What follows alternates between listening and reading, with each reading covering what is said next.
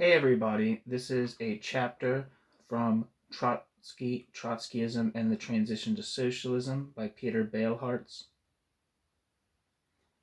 The chapter that I'm going to be reading in this video is Trotsky's Politics, the Question of Transition.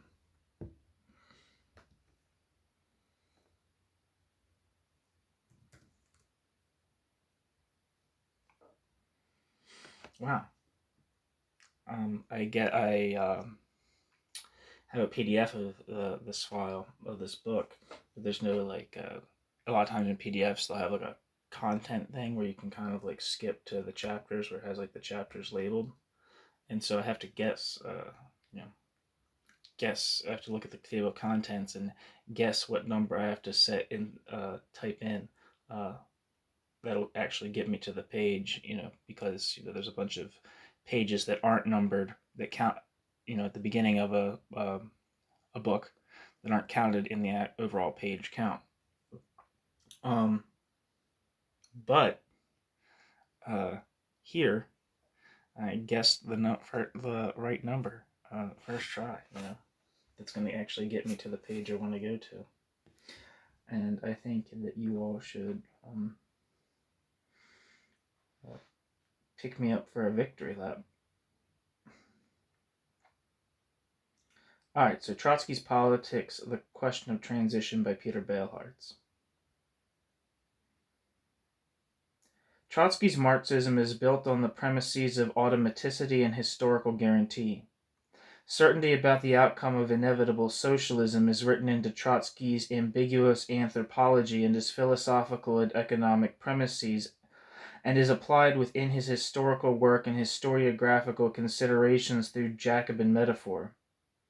Arriving now at the question of transition in Trotsky, it will become evident that his analysis of this question is already circumscribed and foreclosed by these positions.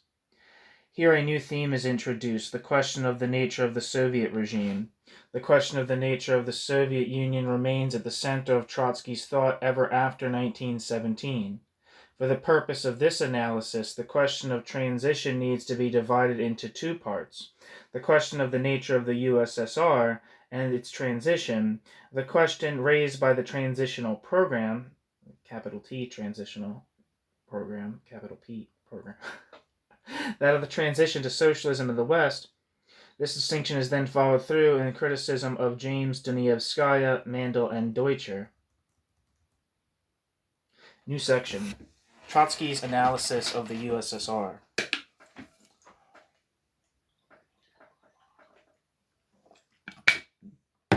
Trotsky's understanding of the USSR is spread across many writings, particularly those of the 30s, in which Trotsky attempted to come to grips with the phenomenon of Stalinism.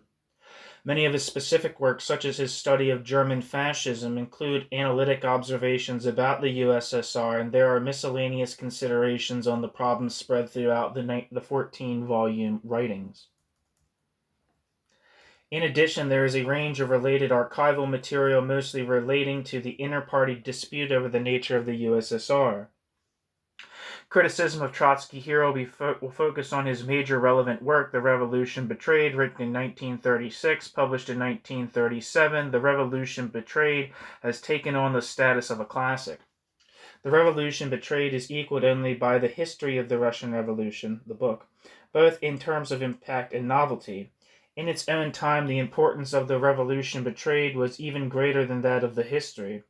In the 30s, alternative explanations of the nature of the USSR included the liberal apologetics of the Webbs, that's Sidney and Beatrice Webb, the obscure convergence theory of Bruno Rizzi, popularized by James Burnham, and the, quote, state capitalist, end quote, analysis of the half-submerged tradition of council communism. Trotsky's analysis was in this context both a political and an analytical achievement. Where the friends of the Soviet Union accepted and applauded its image as though it were its reality, the intransigent leftist critics saw only the similarities between East and West and few of their differences. This is not to say that The Revolution Betrayed was an adequate book, but rather that The Revolution Betrayed was an important book. The Revolution Betrayed is a crucial political development continuing the critical legacy of the left opposition. As Bolshevik criticism, it is entirely immanent, measuring Stalinism only against the image of October without beginning to criticize Bolshevism itself. The revolution betrayed. This criticism of Stalinism actually begins with a defense of Soviet economic achievements. Yet even before it commences, a tragic postscript undercuts the argument. Quote, postscript. This book was completed and sent to the publisher before the, quote, terrorist, end quote, conspiracy trial at Moscow was announced, September 1936, end quote. It is not clear what value can be ascribed to, quote, economic growth, end quote, at the cost of forced collectivization and industrialization, followed by the Great Purges. I'm going to repeat that sentence because I couldn't agree with it more. It is not clear what value can be ascribed to, quote, economic growth, end quote, at the cost of forced collectivization and industrialization, followed by the Great Purges. What is clear is that there is much at stake here for Trotsky, for already in the first pages of The Revolution Betrayed, the USSR appears despite all as essentially socialist, that is, as possessing the basic elements of socialist economy. Whether the real problem of the, quote, betrayal, end quote, of the revolution is to be located in developments in the state or in the economy is never quite clear. Certainly the emphasis is on the state. How does Trotsky define the nature of the USSR? In his fourth chapter, quote, the struggle for the productivity of labor, end quote, Trotsky establishes that Stakhanovism, the forced compulsory labor which intensifies the production and labor process, resembles the extraction of absolute surplus value characteristic of the process of primitive capitalist accumulation. Production relations in Soviet industry, that is to say, mirror those in the earliest stages of capitalist development. On this understanding, the object under analysis is a socialist economy in the early phases of generalized capitalist development, and economy marked by the most primitive and extreme exploitation of labor.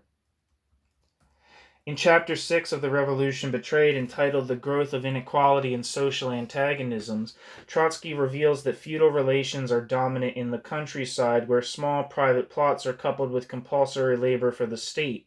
In conjunction with the previous notion, the cumulative definition of the USSR must therefore be that the USSR is a socialist economy with capitalistic relations dominating in industry, with feudal or petty bourgeois relations dominant in agriculture.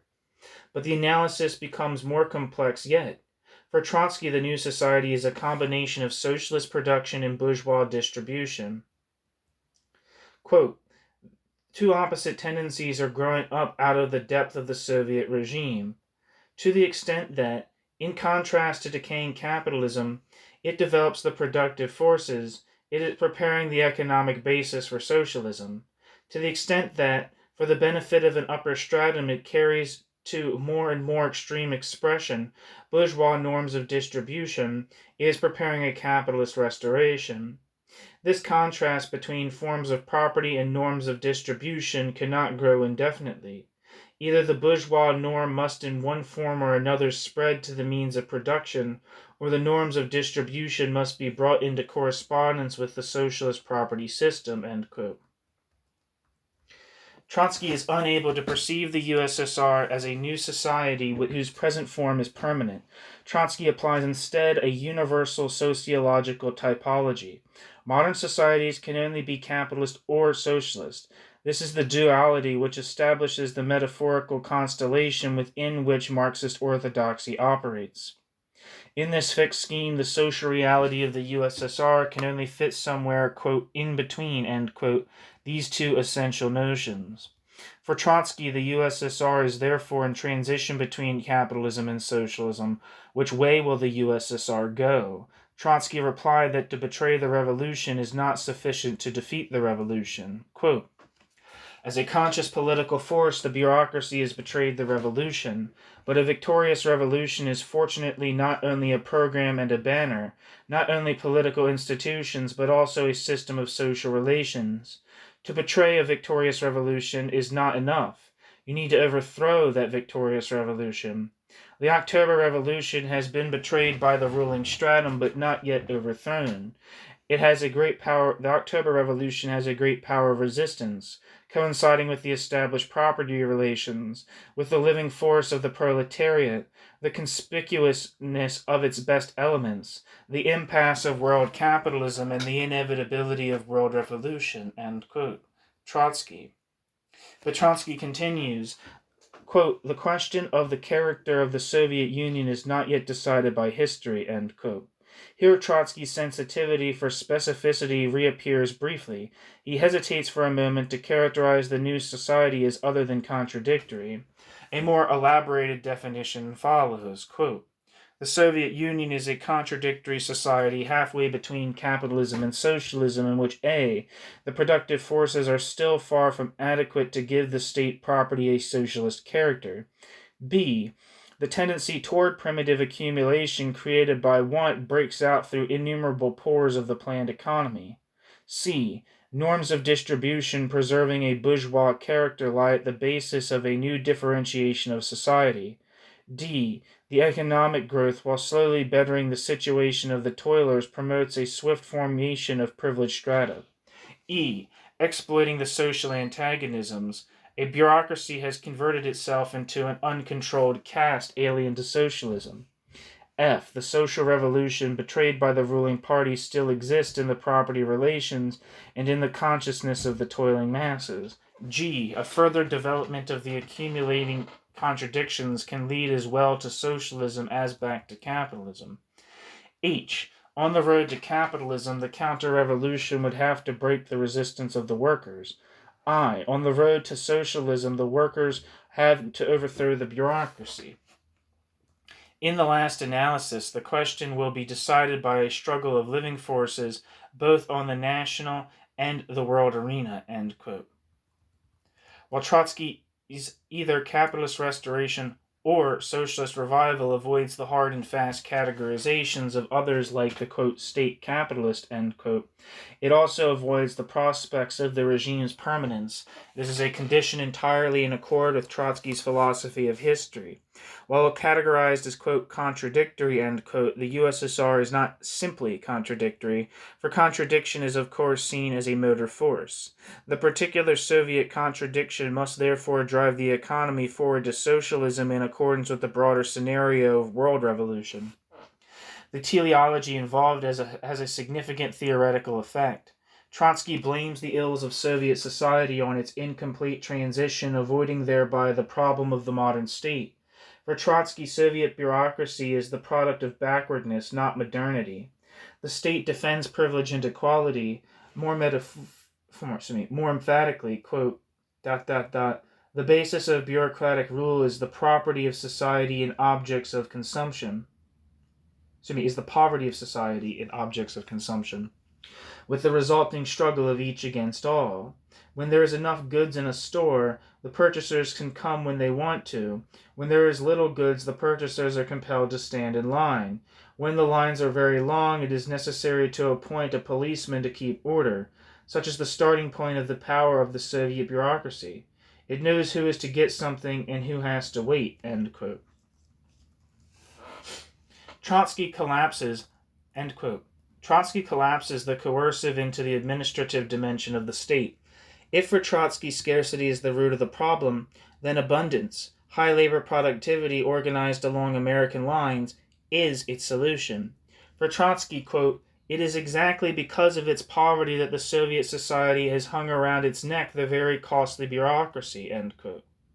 Trotsky fails altogether to register the relationship between modernization and bureaucratization, to the extent that Trotsky suggests the incompatibility of bureaucracy with accounting. For this reason, Trotsky fails to envisage that abundance itself might generate bureaucracy.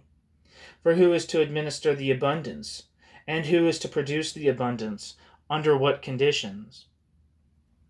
Since Weber, it has been recognized that bureaucracy is a necessary condition for the reproduction of modern social organization, rather than merely a precondition necessary for modern social organization's development.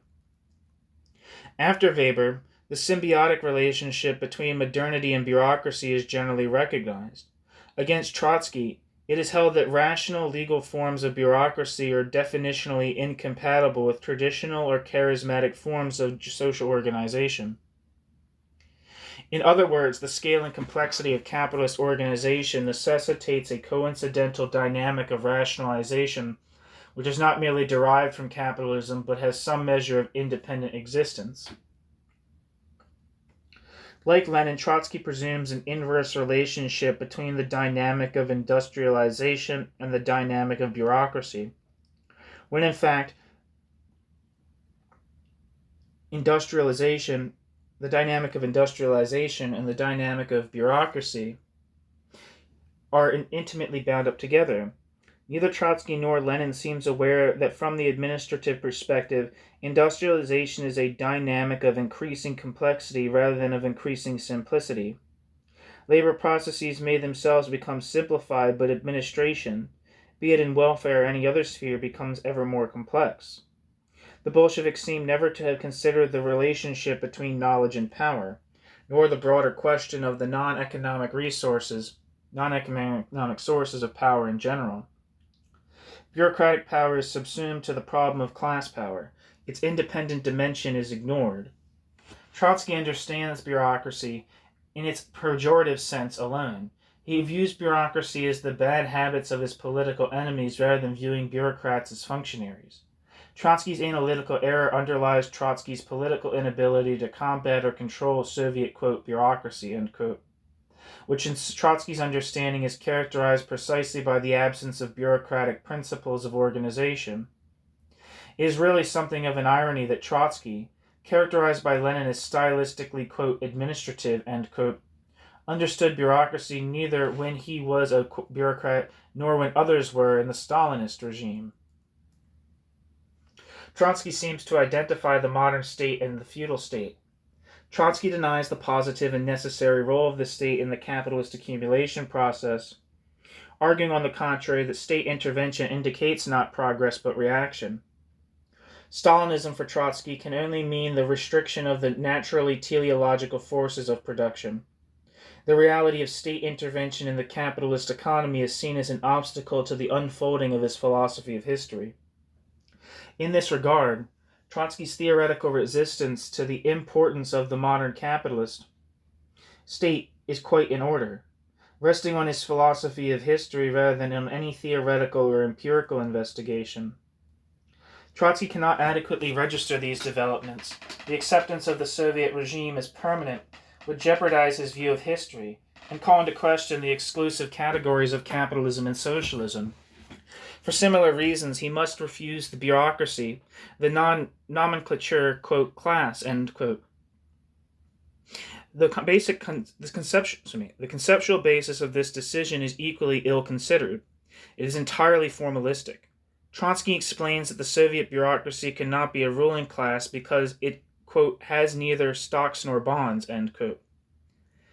The Soviet bureaucracy nevertheless has at its disposition control of the production processes in the standard Marxist definition of class relationships. Bureaucracy can be visualized as the, quote, non-laborer, end quote. But in this understanding, it ought be the question of possession or disposition rather than that of legal ownership which is decisive. In the strict sense, the question of the existence of a Soviet ruling class is irrelevant, but Trotsky avoids it for the wrong reason. In his eyes, to talk of, quote, ruling class, end quote, is to talk of capitalism, and the USSR is not capitalist. His thought cannot breach this conceptual option. Property, however, should be defined less as a legal than an actual relation. The important question for the classification of the Soviet regime is not, quote, who owns / who does not own, end quote, but, quote, who makes the decision / who works without any decision-making power, end quote. The conclusion should not be that the regime is state capitalist, but rather that it is a stable regime of domination with some similarities to capitalism as well as some striking differences. Such a conclusion is not possible for Trotsky, He refuses to part with his legalistic fiction about Soviet socialism, existing still as the lasting legacy of the property forms established by the October Revolution. Yet the caution and the contradiction manifest in the pages of the Revolution Betrayed seem to indicate that Trotsky was momentarily uncertain. At one moment, state property is viewed as socialist. At another, state property becomes socialist property to the degree that state property ceases to be state property. On one page of The Revolution Betrayed, nationalization guarantees the existence of the proletarian state and socialist production relations, while later on the same page a different image is summoned. The Soviet bureaucracy closely resembles fascism. In one passage, revolutionary mass consciousness still exists in the population. In another, it does not. Metaphor is summoned again.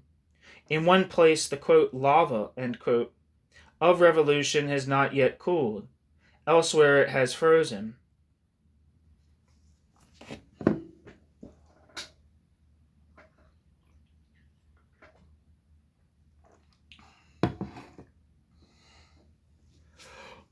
Although the bureaucracy cannot be called a ruling class, it is nevertheless in one place referred to as, quote, like all ruling classes, end quote. Here socialism exists, while there the Soviet state is closer toward backward capitalism. Despite the predictable rationalization, such contradictions do not merely mirror those existing in Soviet reality. On the contrary, the real anomalies of Soviet reality potentially explode the traditional conceptual structure which cannot contain them. The contradictions in Trotsky's argument are symptomatic of a failure to think through the question of the nature of the Soviet state or economy. Sometimes it is merely state property which guarantees the existence of Soviet socialism. At other times, higher productivity alone indicates the possibility of socialist victory. Trotsky's response tells us less of the nature of the USSR than it does of his own conceptual framework. Here again, Trotsky operates within categories which originate in the thinking of the Second International, no less than that of Marx. Trotsky elevates to a new height the popular opposition, capitalism or socialism, market or plan. Like Preobrazhensky, Trotsky saw the struggle for Soviet socialism as the struggle between the new economic policy and the principle of planning. The NEP, Trotsky tells, contained the possibilities of dual power between contending classes, thus the NEP's threat to socialism. For Trotsky, backyard gardens are morally repugnant. Backyard gardens deny human power and install medieval labor in its place. Collectivization, in comparison, implies the dominance of a collective ethic, but small holdings indicate for Trotsky the growth of individualism. Market relations are taken inevitably to strengthen individualistic tendencies. Trotsky's fetish of planning should come as no surprise when his rationalism, his enthusiasm for efficiency and technocracy are remembered. Capitalism's crime is for Trotsky its, quote, anarchy, end quote, its inability to control systematically to breed its unprecedented productive forces. Trotsky's distance from Stalinist, quote, planomania, end quote, did not affect his acceptance of the basic dichotomy of plan and market. Indeed, in one place, Trotsky goes so far as to equate, quote, market, end quote, with, quote, chaos, end quote, and, quote, plan, end quote, with, quote, reason, end quote, elsewhere proposing the images of the plan and the unconsciousness of polar opposites, the unconscious as polar opposites. Planning in Trotsky's lexicon means state planning, introducing one kind of explanation for his identification of, quote, state or, quote, state-owned with, quote, socialism. But as Marcus points out, it's probably Grigory Marcus or Georgy Marcus.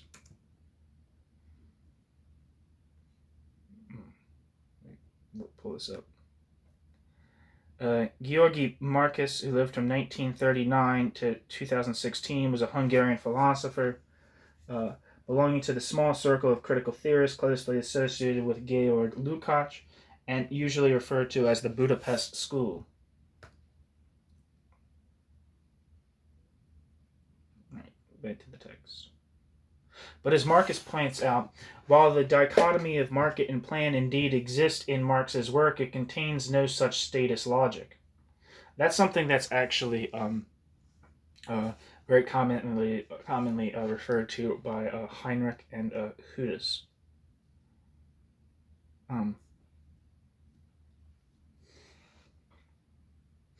On the contrary, planning in Marx was understood as the democratic realm of associated producers.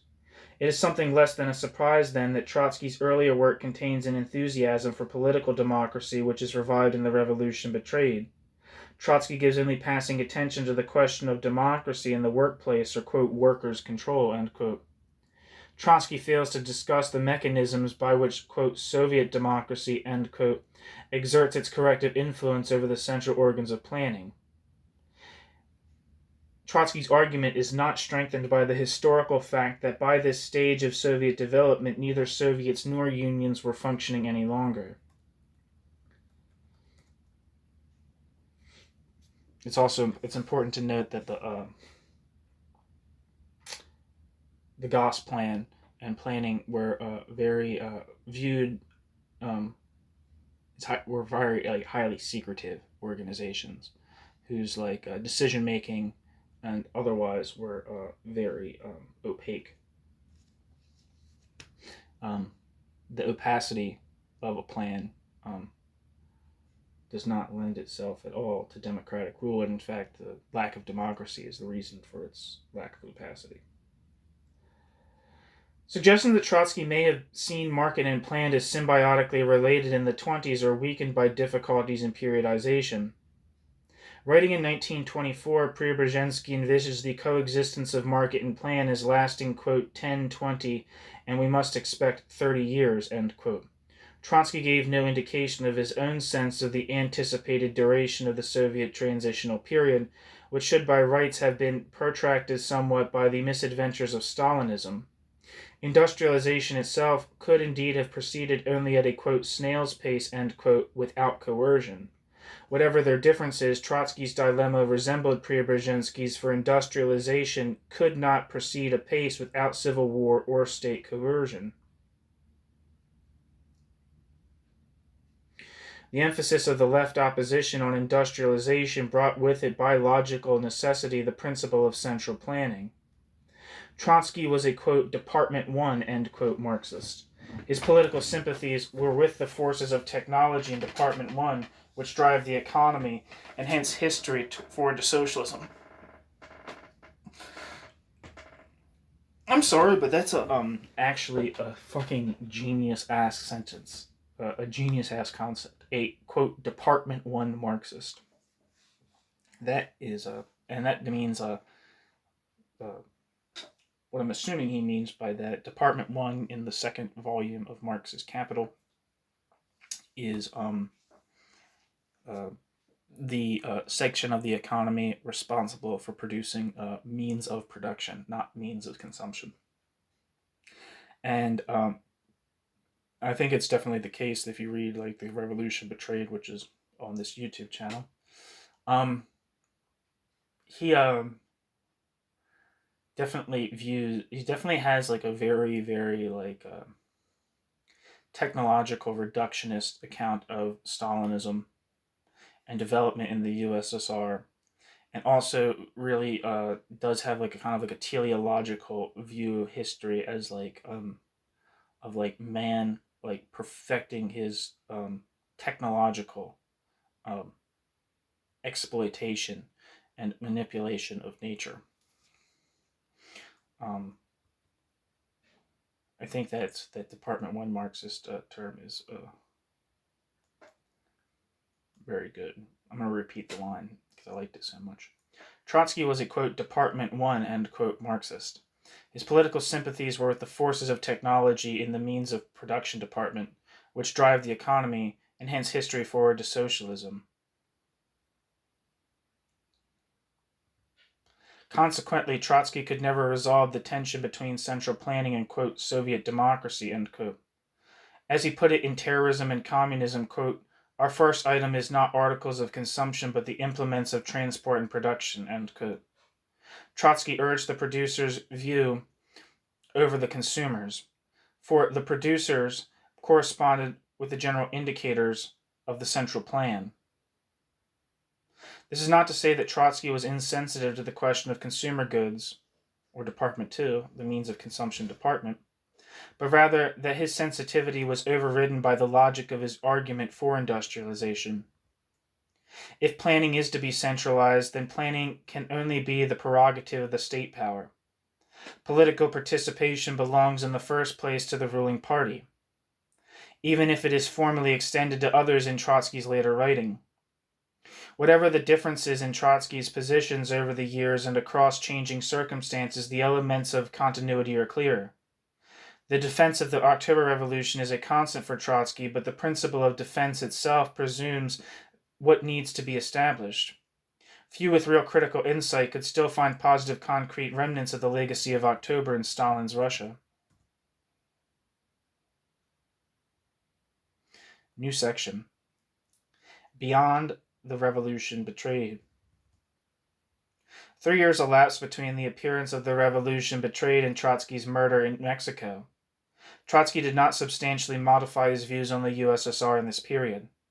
The transitional program was, however, to popularize another definition, that of the USSR as a, quote, degenerated worker state, end quote. Quote, the Soviet Union emerged from the October Revolution as a worker state. State ownership of the means of production, a necessary prerequisite to socialist development, opened up the possibility of rapid growth of the productive forces. But the apparatus of the worker state underwent a complete degeneration at the same time. The USSR thus embodies terrific contradictions, but the USSR still remains a degenerated worker state, end quote. Trotsky. The prognosis following is identical to that in the Revolution Betrayed. There are only two possibilities, either capitalist restoration or the revival of Soviet democracy. The notion of Soviet, quote, degeneration, end quote, is not at all incompatible with the classification of the USSR as a society transitional between capitalism and socialism. The notion of degeneration merely extends the metaphorical legacy of the Second International. Trotsky, again, applies a whole series of metaphors here, organic, institutional, and mechanical. He also delves further into the imagery of the French Revolution, but these investigations are less than enlightening because they are typological rather than specific.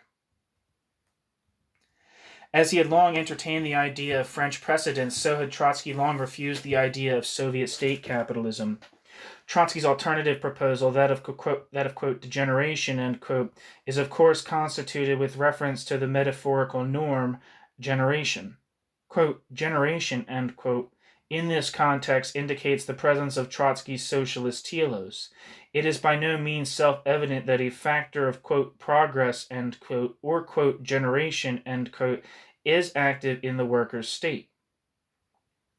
Trotsky parallels the worker state with a diseased liver, which does not cease to be a liver for being diseased. In another place, the chosen metaphor is that of a badly damaged automobile.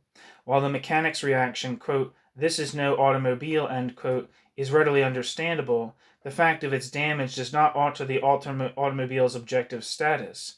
It is still an automobile. But the metaphor most belabored by Trotsky is that of the corrupt trade union. The corrupt trade union, despite its corruption, still serves the workers. The analogy here is complete. Quote, in the last analysis, a workers' state is a trade union which has conquered power, end quote. Trotsky makes no distinction between a first approximation and a final analysis. A Trotskyist defends unions. As Trotskyists defend unions even though they be corrupt, so should Trotskyists defend the degenerated workers' state. Trotsky's best considered metaphor is hopelessly inadequate. To use the appropriate language, Trotsky's problem is that he avoids the, quote, dialectics of quantity and quality, end quote. How far can this process of degeneration proceed? At what stage can it be determined that the workers' interests are still being catered for? Trade unions, even corrupt ones, are after all bound by bourgeois law. They do not administer social regimes, but contest one part of the social regime's terrain, taking up primarily questions of wages and conditions for those who labor. Trade unions are functional to bourgeois society, as the right of the organization of interest is an accepted norm of its legality. Trade unions are an identifiable part of the operation of bourgeois society. The existence of the workers' state, in comparison, rests on mere assurance. While in itself quite convincing, Trotsky's refusal of the category, quote, state capitalism, end quote, was possible only at the cost of a slide into the presupposition that the Soviet Union must be socialist, only, quote, degenerated, end quote. The introduction of various forms of generative or degenerative metaphor suggests a strategic resort to a stage of rationalizations sufficient to foreclose the discussions of the question of the nature of the USSR. The formalistic analysis introduced by Trotsky avoids the primary definitional question. In what sense was the Soviet regime recognizably, quote, socialist, end quote, in the first place? The automobile, the liver, and the trade union are determinate objects or facts, the existence or condition of which can be verified on the level of common sense or science. Trotsky's subterfuge avoids both the conceptual challenge and the historical factors involved. Backing around both questions, what was the nature of the regime in the beginning, and what has it come to be after 2 decades of chaos and coercion? Only once did Trotsky seemingly ponder the possibility of the complete degeneration of the USSR. In the piece, The USSR in War, on this channel, Trotsky gave an either-or prognosis. The Second World War would seal the fate of the Soviet Union, either provoking proletarian revolution or else witnessing further decay.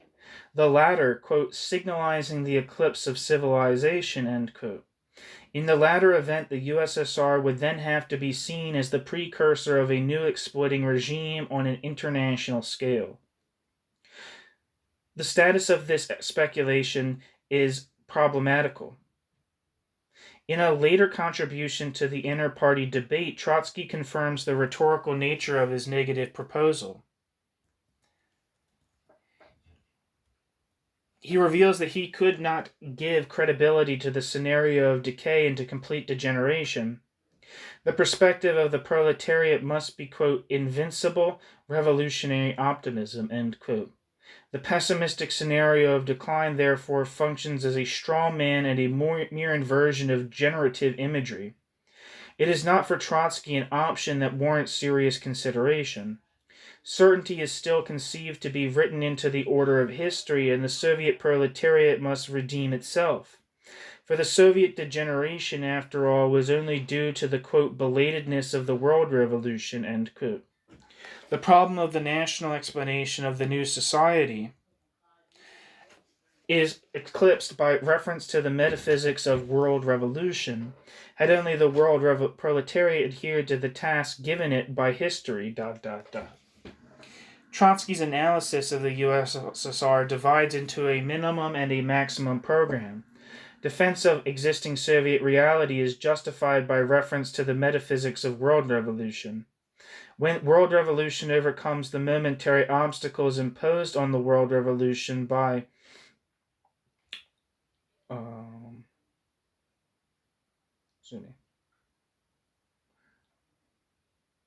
when the world revolution overcomes the momentary obstacles imposed on the world revolution, Soviet reality will cease to be a problem.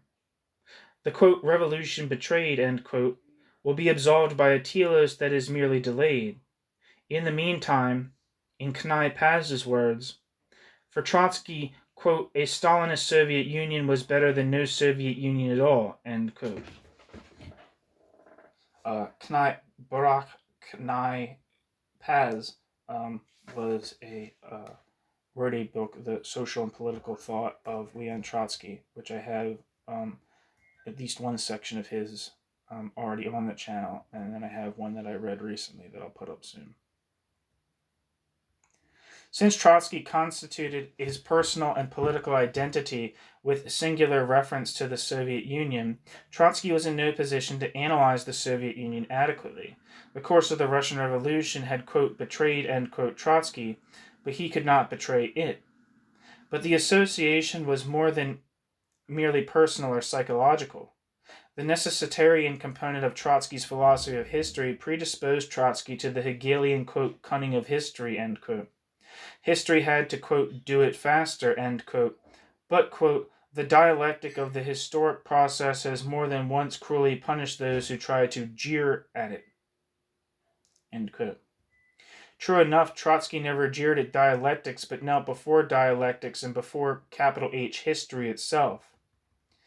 Given that socialism was understood by Trotsky essentially to be a matter of nationalization, the extension of Soviet power into the Second World War could only be understood as history's own cunning at work. The invasion of Poland by the Red Army was therefore greeted by Trotsky as a step forward, and though he remained ambivalent about the consequences of the extension of Soviet power, his positive appraisal in this instance did lay the way for the later hegemony of the necessitarian view within the Fourth International. Ironically enough, Trotsky's Bolshevism was in this sense self-destructive, for his followers were, in the long run, to scramble after the old mole of the world about effectively eschewing their own vocation as the new vanguard and liquidating the Fourth International itself.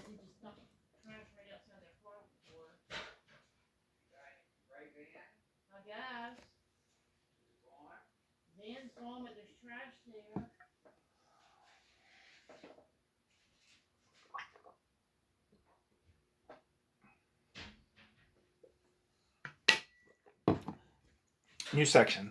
Transition in the West. Quote, the transitional program, end quote.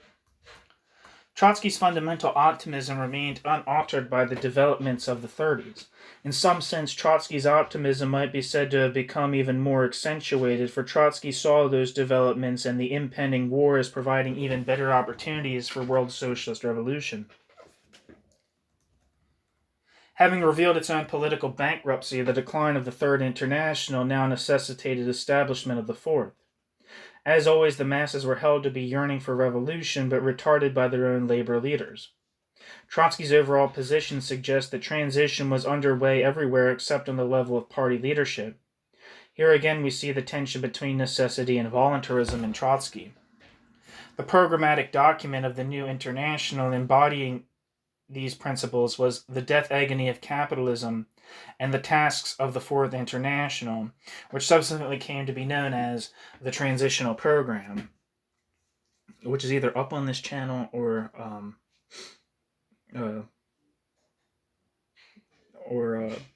is going to be. Trotsky here begins with the problem of leadership and its relation to the present crisis. The world political situation as a whole is chiefly characterized by a historical crisis of the leadership of the proletariat. The economic prerequisite for the proletarian revolution has already in general achieved the highest point of fruition that can be reached under capitalism. Mankind's productive forces stagnate, All talk to the effect that historical conditions have not yet, quote, ripened, end quote, for socialism as the product of ignorance or conscious deception. The objective prerequisites for the proletarian revolution have not only, quote, ripened, end quote, they have begun to get somewhat rotten, The historical crisis of mankind is reduced to the crisis of the revolutionary leadership, The chief obstacle in the path of transforming, existing, pre-revolutionary condition, into a revolutionary one is the opportunist character of proletarian leadership, end quote. Trotsky's analysis is characterized by a level of generality completely inappropriate to the discussion of the subject at hand. Its underpinning is the familiar language of Jacobinism, indicating the necessity of correct intervention against the renegade leaders in order to forestall decay and return the biological process of evolution to the biological process of evolution's natural course. Trotsky's focus on the question of leadership to the detriment of all else is to be expected, but this is the very raison d'etre of the Fourth International as the, quote, alternative, end quote, proletarian leadership. Already in its opening words, the transitional program is presented as a solution on the level of leadership rather than that of mass activity. Trotsky proceeds to define the nature of the program and its demands in the following terms, quote, It is necessary to help the masses in the process of the daily struggle to find the bridge between present demands and the socialist program of the revolution. The bridge should include a system of transitional demands, stemming from today's conditions and from today's consciousness of wide layers of the working class, and unalterably leading to one final conclusion, the conquest of power by the proletariat. End quote. Trotsky is concerned to contrast this program with that of the, quote, classical social democracy, end quote, with its distinction between, quote, minimum and, quote, maximum, end quote, programs. In the self-understanding of social democracy, it was the case that, quote, between the minimum and maximum program, no bridge existed, end quote. Quote, insofar as the old partial, quote, minimal, end quote, demands of the masses clash with the destructive and degraded tendencies of decadent capitalism, and this occurs at each step, the Fourth International advances a system of transitional demands, the essence of which is contained in the fact that ever more openly and decisively they will be directed against the very foundation of the bourgeois regime. The old, quote, minimal program, end quote, is superseded by the transitional program, the task of which lies in systematic mobilization of the masses for the proletarian revolution, end quote. What is the nature of these transitional demands? The demands themselves include a sliding scale of wages and hours, wage indexation and work sharing, the disclosure of business secrets, the extension of public works, workers' control and selective nationalization, and the defense of the existing democratic rights and conditions of life. None of these demands seem to be revolutionary in character, least of all judged by Trotsky's own criteria, nor the means by which they might engender the transition to socialism at all evident. This raises the question, how transitional in fact is the transitional program? One group of intransigent American Trotskyists has put forward the argument that it is not transitional at all, nor was it intended to be. Commenting on the passage of the program just quoted, their verdict is that Trotsky clearly meant the transitional program to be a substitute for the, quote, minimal, end quote, program, and not for the, quote, maximal, end quote, program of socialist revolution. As evidence to support their argument, the anonymous authors cite the words of Trotsky in a discussion of the draft program, where Trotsky argues that, quote, the strategy brings the reader only to the doorstep. It is a program for action from today until the beginning of the socialist revolution, end quote. In their polemic against the Socialist Workers' Party, the dominant American Trotskyist party, which takes the transitional program to be a revolutionary program, the authors wish to set the transitional demands apart from the socialist revolution proper. They seem ultimately to be suggesting that transitional measures merely serve to discredit the non-revolutionary left by exposing the non-revolutionary left's inadequacy to the task of fundamental social change. The argument is, of course, based on the highest authority, Trotsky himself, but is Trotsky's textual position so clear-cut? A more thorough textual examination of the arguments involved reveals yet again contradiction in Trotsky's position. In one place, Trotsky seems to concede that the transitional demands are substantially reformist in nature. The logic involved here is simple to that at work in the quotation at the foot of page 73. The demands are seen not as identical with, but as preparatory to, the socialist revolution. Yet elsewhere, Trotsky suggests that the immediate demands will themselves have a revolutionary effect. Quote, not one of our demands will be realized under capitalism. That is why we are calling them transitional demands. It creates a bridge to the mentality of the workers and then a material bridge to the socialist revolution. End quote. The logic at work in this passage corresponds with the widely received understanding of the transitional program as itself a part of the revolutionary process rather than belonging to the period preliminary to that process. As Trotsky put it in a passage quoted earlier, in Expeditionary image, the program bridges minimum and maximum programs rather than simply providing a modified version of the minimum program. No final conclusion can be drawn on the question of the self-conscious understanding of the place of the transitional program in Trotsky's Marxism. Like so much else in Trotsky's work, its condition is contradictory, the contradictions providing the ground which sustains the array of interpretations characteristic of modern Trotskyism. In the transitional program, transitional measures by criteria other than those of is the transitional program transitional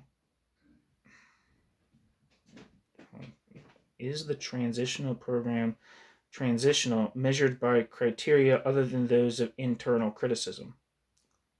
As has been noted, the real motif of the program is the question of leadership. Transition to socialism on a world scale is presumed to be a process already underway, but blocked by the bad leadership of the Stalinist and reformist parties. This political analysis rests on the accepted wisdom of economic determinism and invokes the language of Jacobinism. The objective situation of world capitalism is understood to be, quote, ripe, even, quote, overripe, end quote. Bourgeois civilization rots. Revolution is summoned. Trotsky is at a loss to explain the political, quote, backwardness, end quote, of the American working class in the face of this objective, quote, ripeness, end quote. The factor of bad leadership is introduced as de facto explanation for the situation. The echoes of the Jacobin anthropology are clear. Socialism is written into the order of things, but socialism's expression is prevented by a particular form of political domination. Instinctively, socialist strivings are manifested only to be repressed by leaderships which consider themselves to have a concrete interest in the maintenance of the status quo. Trotsky introduces such pre-critical views in order to explain the dislocation between, quote, subjective, end quote, and, quote, objective, end quote, factors, bypassing the problem of mass consciousness and its role in the process of social change. Trotsky's understanding of consciousness harks back to Marx. There is an implicit assumption in Trotsky that since, quote, being determines consciousness, end quote, the nature of proletarian existence in a situation of crisis can only induce a mass break into socialist politics. Trotsky conceives proletarian consciousness as mere superstructure, as the effect of an economy credited with exclusive causal powers. Trotsky's dependence on Marx's 1859 preface is evident, for the preface explains only how consciousness is reproduced, not how consciousness is changed. Also implicit in Trotsky's writing is the class universalism of Marx's early works, that position which later came to be associated with the Lukácsian notion of, quote, class imputation, end quote. I'm not familiar with that term.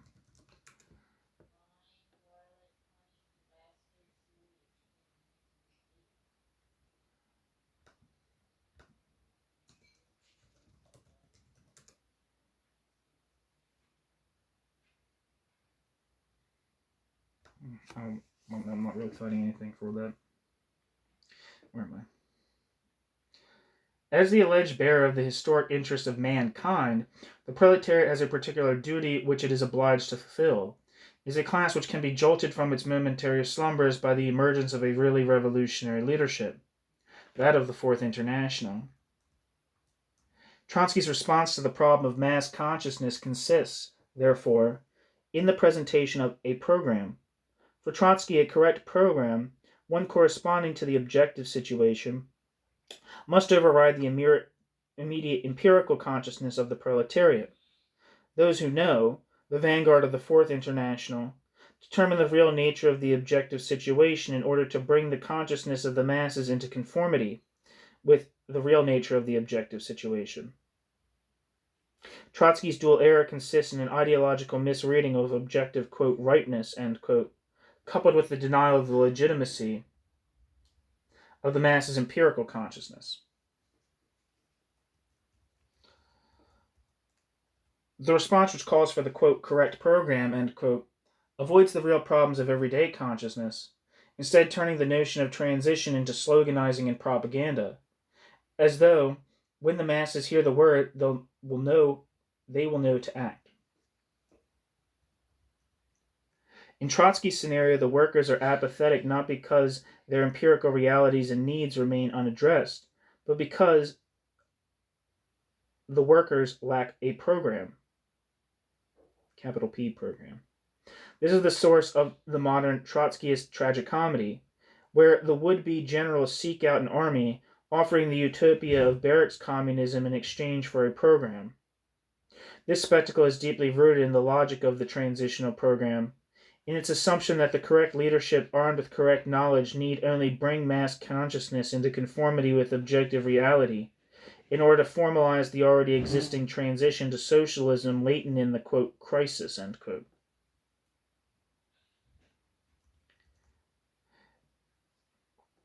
Beyond the dimension of Trotsky's self-understanding or immanent criticism, it is clear that rather than confronting the real human problems involved in the quest for social change, the transitional program simply reasserts Trotsky's mythical philosophy of history, this time in the form of a proletarian eschatology.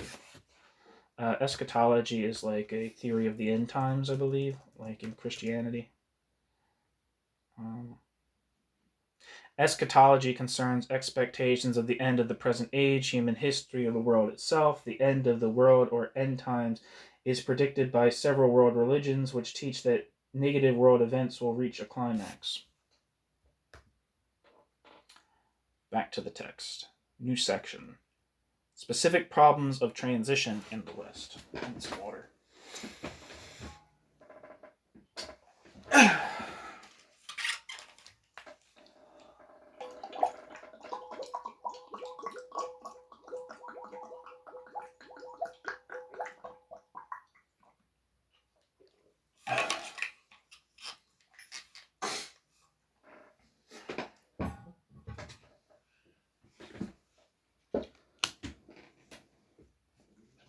Trotsky transforms the Heraclitean intellectual common sense about understanding the world as motion into a mythical maxim of permanent transition.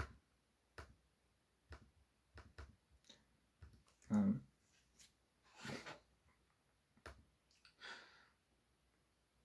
going to read about Heraclitus real quick. Heraclitus was who lived circa 500 BC, was an ancient Greek pre-Socratic philosopher from the city of Ephesus, which was then part of the Persian Empire. Little is known about Heraclitus' life. He wrote a single work, only fragments of which have survived.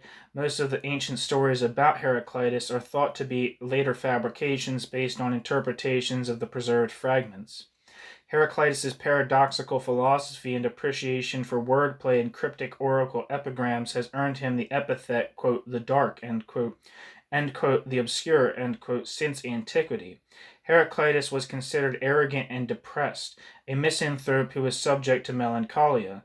Consequently, Heraclitus became known as the, quote, weeping philosopher, end quote, in contrast to the ancient philosopher Democritus, who was known as the, quote, laughing philosopher. The central ideas of Heraclitus' philosophy are the unity of opposites and the concept of change. Heraclitus also saw harmony and justice in strife. Heraclitus viewed the world as constantly in flux, always, quote, becoming, end quote, but never, quote, being, end quote. Heraclitus expressed this in sayings like, quote, everything flows, end quote, and, quote, no man ever steps in the same river twice, end quote. This changing aspect of his philosophy is contrasted with that of the ancient philosopher Parmenides, who believed in, quote, being, end quote, and in the static nature of reality. Like the Milesians before him, Thales with water, Anaximander with Apiron, and Anaximenes with air, Heraclitus chose fire as the arche, the fundamental element that gave rise to other elements. Heraclitus also saw the logos as giving structure to the world. All right, back to the text. The transitional program itself begs the question of the transitional epoch. Trotsky simply presumes that the transitional epoch exists. Trotsky's analysis of the British general strike and the Spanish Revolution confirmed this picture. More striking yet are his portrayals of imminent transition in the United States and France. The least positive indication in these cases is read as a signpost on the road to socialism. Trotsky's understanding of transition in the United States rests on the base of the classical crisis principle. In the pre-conference discussions for the founding of the Fourth International, Trotsky comments, quote, "There cannot be any reason to believe that American capitalism can of itself become a sound, healthy capitalism, that it can absorb the 13 million unemployed, ... Every unemployed person sees that the employed have work. He will look for work, and not finding any will enter into the unemployed movement," end quote. Trotsky sees the immediate condition of economic crisis as irreversible and insoluble, suggesting that of necessity the impoverished will turn to the workers' movement, subsequently to be revolutionized. His catastrophic view of capital's impending doom is nowhere better witnessed than in his myopic view of the New Deal. Trotsky argues that New Deal politics, like Popular Front politics in France, open no new exit from the economic blind alley. Elsewhere, Trotsky suggests that the New Deal is directed into the same channels as the policy of fascism. Here, Trotsky applies the first principle of the theory of collapse. The collapse of capitalist economy means not only the collapse of the political superstructure, but also heralds the victory of socialism. That Trotsky's scenarios bear little relation to the specifics of American society is particularly evident in his comments on unionism and the labor movement. In accordance with the automatic connotations of the theory of collapse, Trotsky blurs the different developments in unionism, portraying the rapid growth of industrial unionism as, quote, "the most indisputable expression of the instinctive striving of the American workers to raise themselves to the level of the tasks imposed on them by history," end quote. In keeping with his focus on leadership, Trotsky blames reactionary organization and leadership for the failure of the masses to act. Trotsky typifies the American unions with reference to their equivalents in Britain. According to Trotsky, quote, "Now that genuine trade unions exist, they must make the same evolution as the English trade unions, ... On the basis of declining capitalism, they are forced to turn to political action," end quote, and implicitly to political action of no ordinary type. Trotsky's failure to negotiate the specific American situation is functional to his revolutionary philosophy of history. The details are filled out in accordance with the latter. Perhaps this much on Trotsky's part is understandable, but beyond this there is his tendency to prophesy about the impending arrival of the non-existent American Labor Party. In a discussion entitled "The Problem of the Labor Party," Trotsky fails to register the most tangible, relevant problem, that of the American Labor Party's non-existence. The development of the Labor Party is presumed as part of an overarching set of unstated but classical prerequisites necessary for the, quote, "transition," end quote, to socialism. The existence of a Labor Party is one precondition for socialist revolution. Therefore, it will come into existence of itself. Quote, "When and how the Labor Party will be formed and through what stages and splits it will pass, the future will disclose," end quote. Further, Trotsky continues, quote, "In its very essence, the Labor Party can preserve progressive significance only during a comparatively short transitional period. The further sharpening of the revolutionary situation will inevitably break the shell of the Labor Party and permit the Socialist Workers' Party (U.S. representatives of the Fourth International) to rally around the banner of the Fourth International, the revolutionary vanguard of the American proletariat," end quote.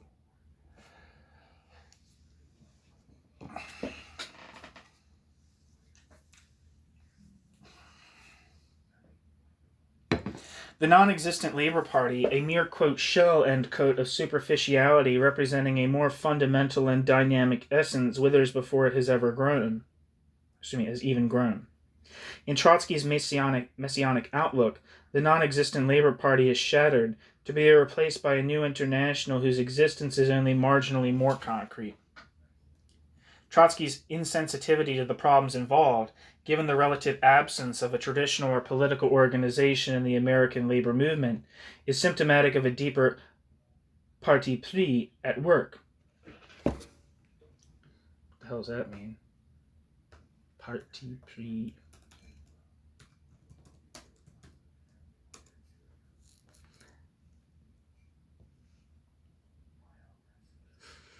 The meaning of parti pris is a preconceived opinion, a prejudice.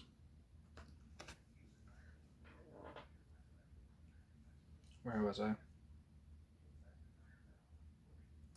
The underlying notion is that parties, as part of the political realm, are the function of properly, quote, objective developments.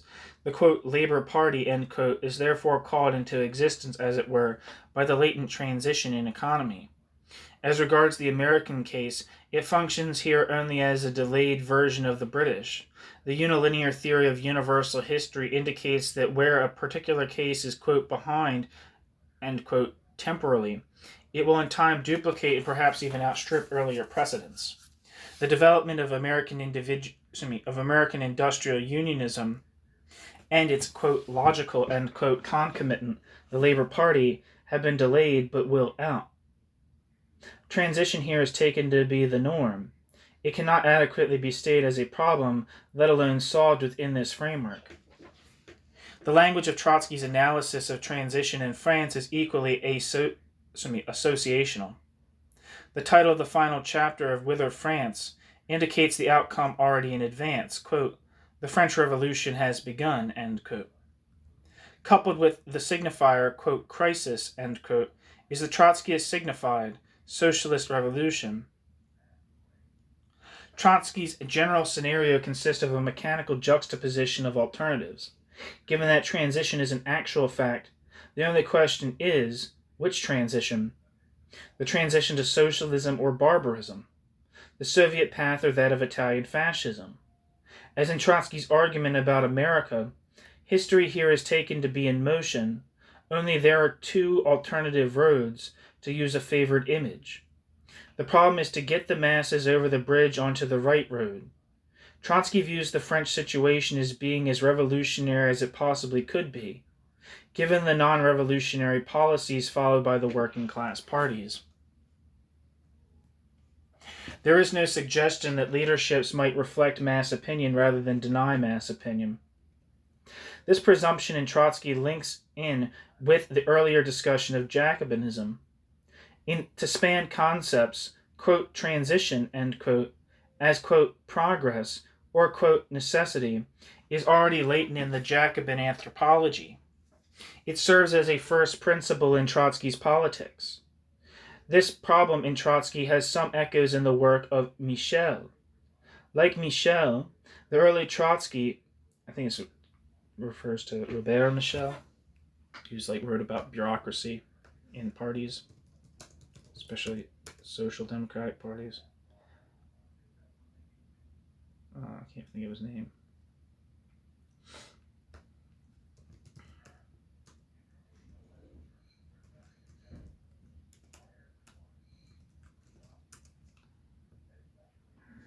The Iron Law of Oligarchy.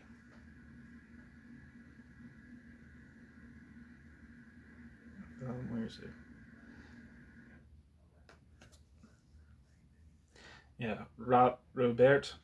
He's Italian. Robert Michel's. I don't know. Maybe it's Michel's, not Michel. But this problem in Trotsky has some echoes in the work of Michel's. Like Michel's, the early Trotsky feels disdain for the organizational dead weight of the Social Democratic Party. The later Trotsky expands this disdain to the communist parties as well. However, the Bolshevik Trotsky excludes his own organization, the Fourth International, from the operation of the, quote, iron law of oligarchy, end quote, an exclusion which the more sober Michel's would hardly allow. In Michel's seemingly prophetic words, while accepting the existence of the iron law, quote, the Marxists hasten to add that the Socialist Party is quite free from these dangers, end quote. For Trotsky, in comparison, there are two kinds of parties, ours and theirs. For the Bolshevik Party became another first principle to the later Trotsky. But there is no substance in the, quote, military analogy, end quote, with the politics of social change, regardless of how radical the new vanguard claims to be. The importance of Trotskyist politics is bound up with its focus on the cultivation of the vanguard and its contempt for the empirically existing masses. If it is at all meaningful to talk about a possible transition to socialism, then it need be acknowledged that those masses must be taken into consideration as they are, and not as they, quote, ought to be, end quote. If the discussion of transition is divorced from mass popular politics, it remains, as with Trotsky, on the level of the eschatological guarantee, and this holds true for East and West. The, quote, theory of transition, end quote, in Trotsky's thought asserts in both spheres what it must prove. Even within his own metaphorical framework, Trotsky fails to realize that political faith does not move mountains which must be climbed. Conclusions. New section, final section, I guess. Conclusions. I don't know, Beilharz kind of has like a funky style that I really like, actually, but maybe his conclusions in the middle or something weird like that.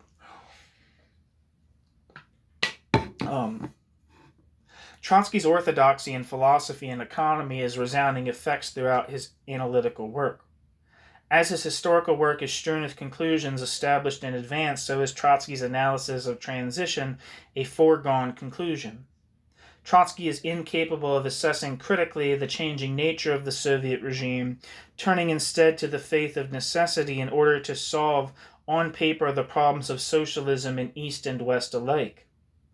Inasmuch as socialism is held to be deeply inscribed both in the nature of man and on the historical agenda of the 20th century, critical doubts as to the real achievements of mankind or of the century are foreclosed.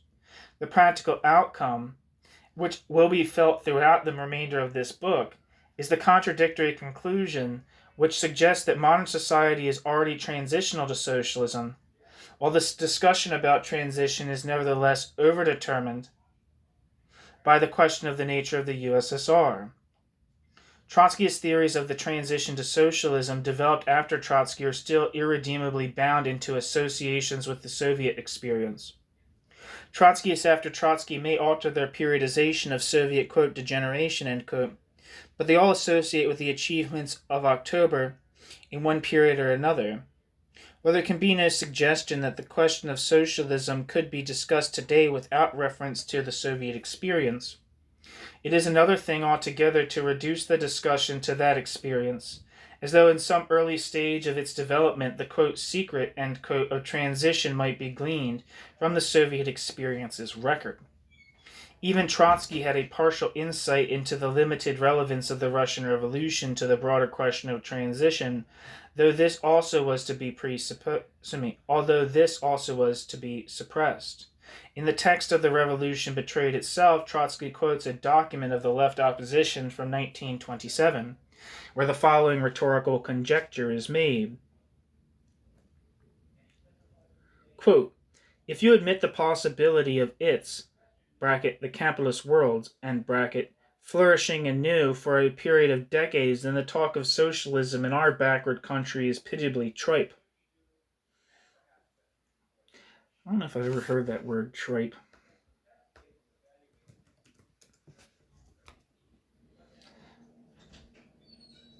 Nonsense, rubbish. It also refers to the first or second stomach of a cow or other ruminant used as food. Yeah. If you admit this is a quote from Trotsky. Sorry. Oh, come on, stop being difficult.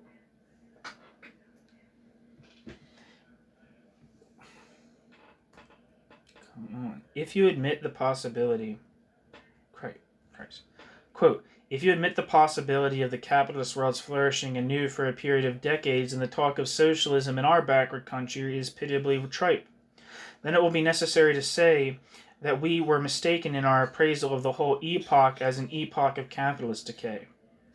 Then the Soviet Republic will prove to have been the second experiment in proletarian dictatorship since the Paris Commune, broader and more fruitful, but only an experiment, ... End quote.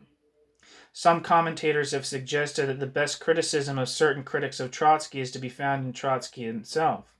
It seems here to be the case that, on the contrary, the potential refutation of Trotsky's argument may be found in the occasional insights of the momentarily critical Trotsky.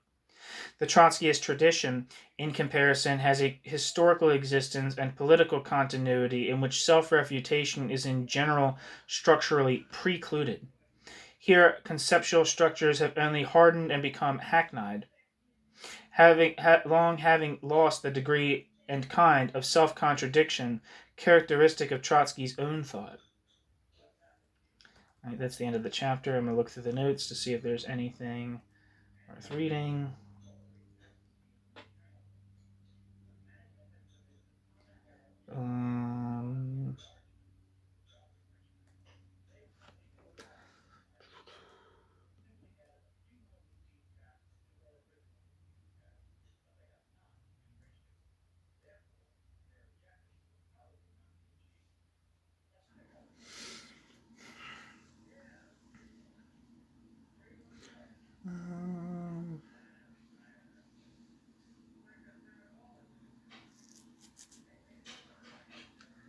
Says elsewhere, the imagery is of tidal forces, quote, the approaching historical wave will raise it, bracket, the Fourth International, end bracket, on its crest, end quote.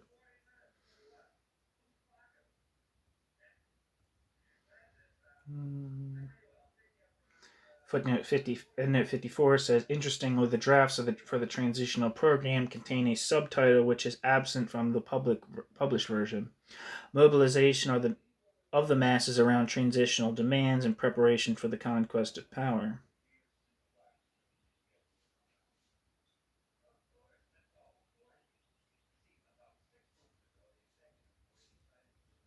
And that's all. Okay, so that's the end. Thanks for listening.